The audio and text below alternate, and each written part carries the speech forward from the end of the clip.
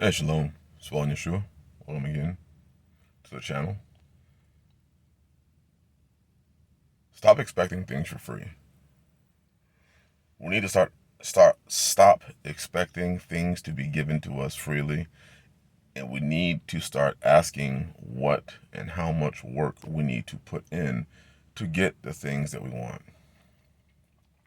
More and more, as times get worse and worse, I'm noticing that people want more and more handouts. And that's kind of what this society has bred is one way or another, everybody is expecting some form of welfare.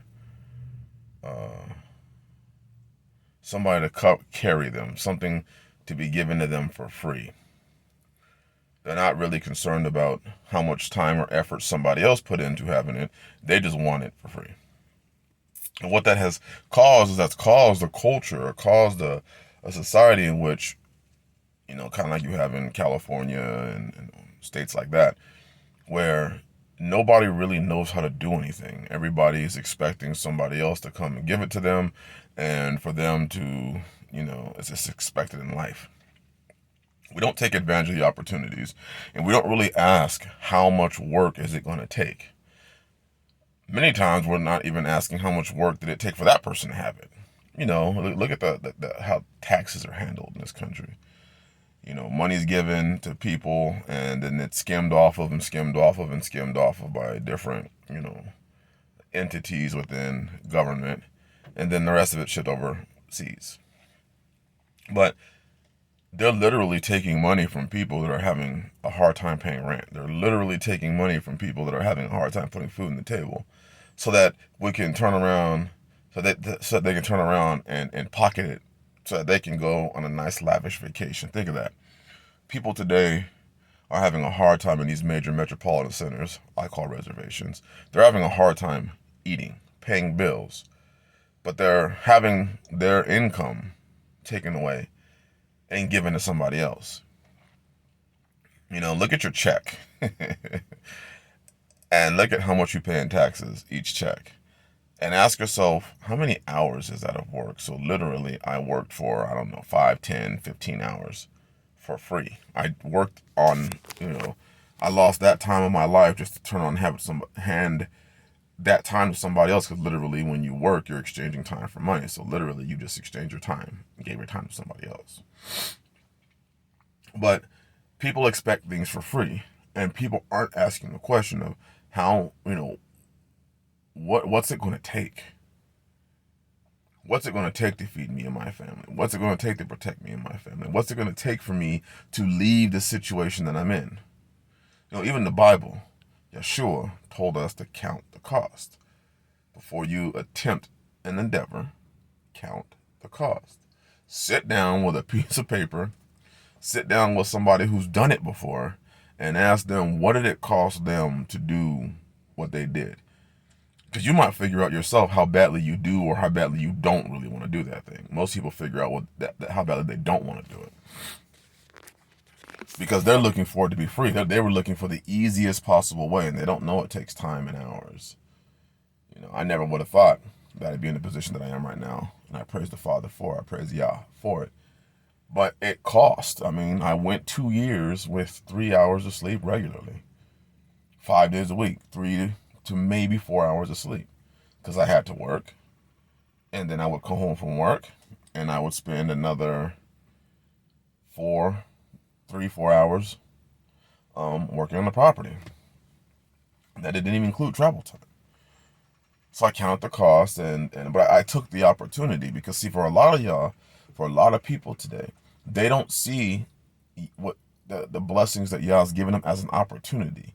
In fact, I would say a lot of people assume that what Yah is giving them, what Yah is actually giving you, is probably a curse. Well, it wouldn't be that hard if it was Yah. If it was Yah, it wouldn't require me to sacrifice so much. It wouldn't require me to lose so much. It wouldn't require me to have to go through so much. And yet the Bible speaks completely contrary to that. Sirach, Ecclesiasticus, and Apocrypha, chapter 2. My son, when thou comest to serve Yah, prepare your soul for temptation. But yet, when we are being tempted, when we are being tested, when we are being tried to see, are we really about what we're saying we're about, we say the devil's attacking. And if y'all wanted me to have this thing, it wouldn't be so hard. Lying to ourselves, because we expect things to be free. We expect what Yah has given us, the gift of salvation. The gift of salvation is free. We think it's because it's the gift is free. Listen, if you go to a grocery store and you have $25 worth of groceries and you only bought $5, and the person behind you comes up and says, "Hey, I'll pay the other $20 for you. I'm not going to pay all 25 for you, but I'll pay the $20 for you." That's a gift. Was it free? Did you still not have to pay your $5? We think that we can go and sin all we want to. And, it's free. When you read in the law talks about recompense. Even Zacchaeus paid recompense. When, I think it was Zacchaeus who, I believe it was Zacchaeus. It's in the book of Luke, where he gave, I believe it was half of what he owned to pay back the people that he had cheated. And the book says that Yeshua told him salvation had come to him in his house because of the righteous act that he did.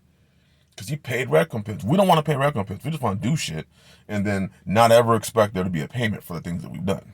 Oh, I can do this. I can cheat this person. I can lie to this person. I can steal from this person. I can do. And then when it's time, I don't want to pay.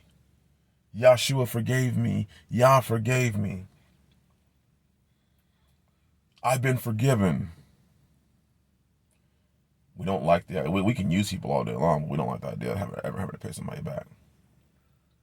So the things that you want to do, understand, it's not a cakewalk. It's going to cost you. It's not free the way you think free is.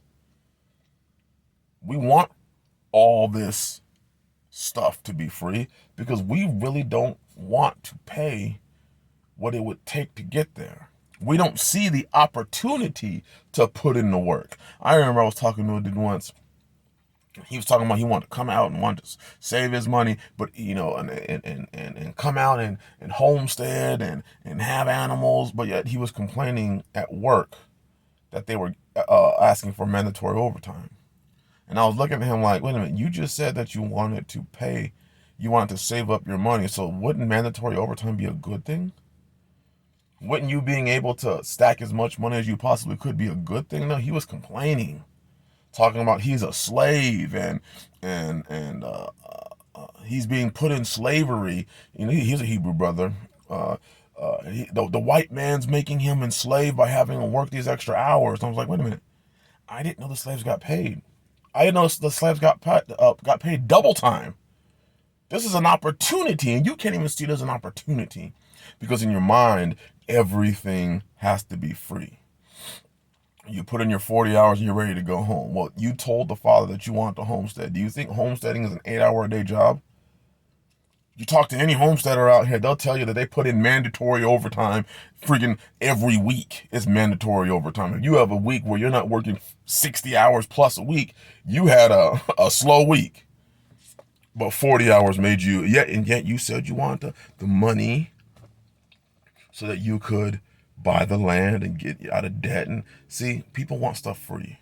We want to play the lotto, win $2 million, $5 million, $100 million so that we can say, look what the Father did for me. You better make sure you're willing to put in that work. Not just in homesteading, but in your walk, in your family, in your walk with the Father, in your repentance, in your life, in your friendship. You better be willing to put in that work. Because if you are not going to get the benefit. I know you could look at somebody else and say, well, look at what he got the benefit from it. You don't know what he put in. And even if you did, you know what he put in. Is your life his life? Because if your life is not his life, then I wouldn't be looking at how little he had to do. And I would look at my own path and figure out how much I have to do. Count the cost, and if I determine that I'm going to do it, then do it and get it done. Because people are running out of time and opportunities. The world's falling apart, in case you haven't noticed. Bless y'all. Have a blessed 5th day. Looking forward till Shabbat. Shalom.